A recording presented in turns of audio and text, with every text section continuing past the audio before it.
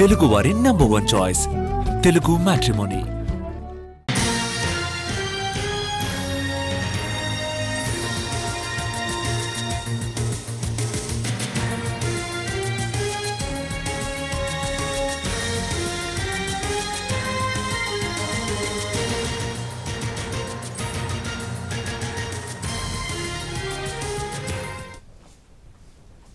ఆగ్నేయ బంగాళాఖాతంలో తీవ్ర వాయుగుండం సాయంత్రానికి తీరం దాటే అవకాశం ఉంది. గడిచిన 6 గంటల్లో 8 కిలోమీటర్ల వేగంతో పశ్చిమ వాయువ్య దిశగా కదులుతోంది. వేగం తగ్గే కొద్దీ బలం పుంజుకునే ఛాన్స్ ఉంది.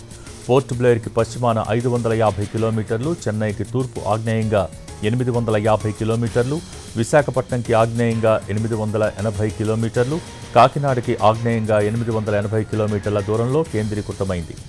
అక్టోబర్ 28 సాయంత్రానికి కాకినాడ సమీపంలో తీవ్ర తుపానుగా తీరాన్ని దాటే అవకాశం ఉందని ఐఎండీ అంచనా వేసింది. గరిష్టంగా గంటకు 90 నుంచి 100 కిలోమీటర్ల వేగంతో గాలులు వీయనున్నాయి.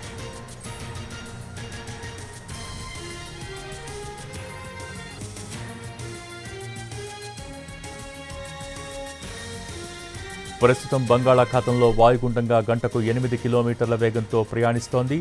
తీరానికి సమీపించే కొద్దీ ఉధృతి ప్రభావం చాలా ఎక్కువగా ఉండే అవకాశాలు పెరుగుతున్నాయి.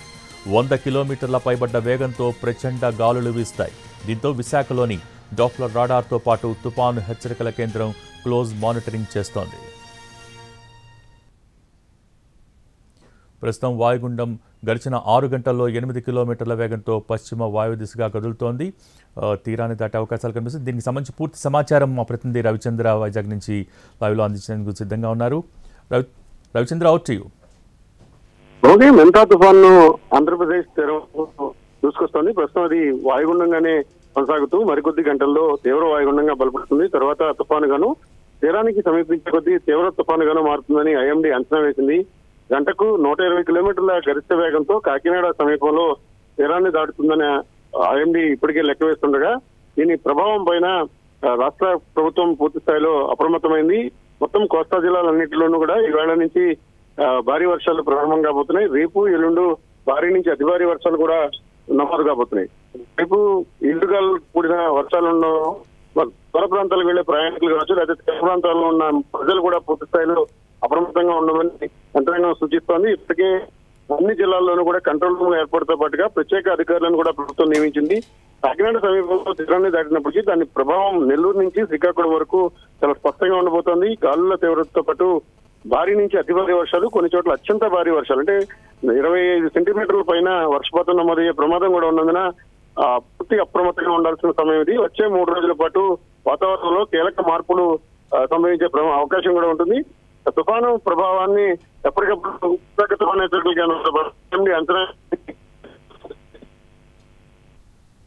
ఏపీలో తుపాను ప్రభావంతో ప్రభుత్వం హైలైట్ ప్రకటించింది. అన్ని జిల్లాలకు ప్రత్యేక అధికారుల్ని నియమించింది. ఈ మేరకు సీఎం చంద్రబాబు టెలికాన్ఫరెన్స్ నిర్వహించారు. ప్రత్యేకంగా జోనల్ ఇన్ఛార్జీలను నియమించారు.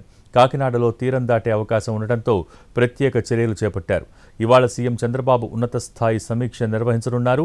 పలు జిల్లాలకు 3 రోజుల పాటు సెలవులు ప్రకటించారు. తీవ్రత పెరిగితే రాష్ట్రం మొత్తం స్కూళ్లకు సెలవులు ప్రకటించే అవకాశం ఉంది. పౌర సరఫరాలు, ఆరోగ్య శాఖ అధికారులు అప్రమత్తమయ్యారు.